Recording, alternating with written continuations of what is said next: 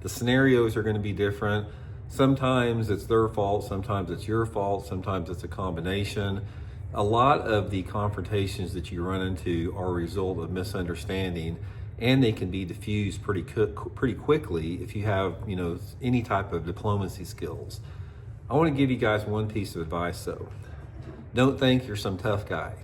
If some guy comes up to you or something and starts mouthing you, the worst thing you can do, guys, is assume that you have the ability or skills or situational awareness to mouth back and get all puffed up about it. Because I can tell you one thing, a lot of you guys know I fought competitively for years.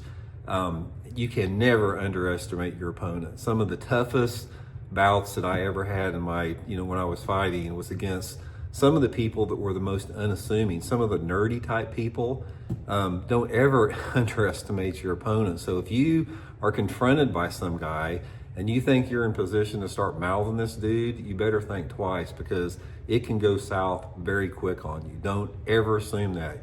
Aside from just the obvious potential physical altercation that come of it, you don't know when some goob's gonna pull out a 9mm and just blow you away.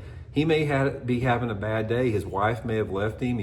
He may have found out his wife's cheating on him. He may have nothing to live for.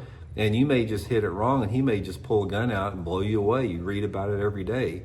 So don't ever get this big tough guy mentality that you're gonna get all puffed up and you're gonna start yelling and you're gonna start mouthing some dude, because I can assure you guys that is the quickest way to turn a situation that does not need to be escalating into something out of control. Very important to remember that. Okay, so how do you want to handle this?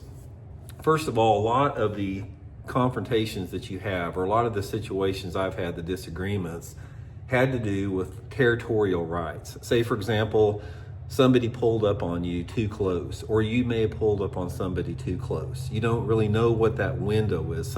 Some people's comfort zone is more than others.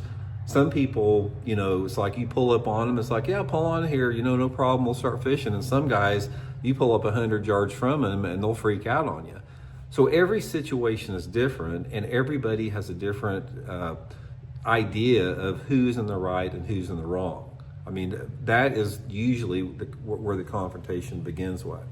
So the first thing that you want to do is, if you're fishing and somebody, slights you or does something mad that you're upset about, or if you happen to do something to somebody else, you've got to open a line of communication. Now, if you're one of those dudes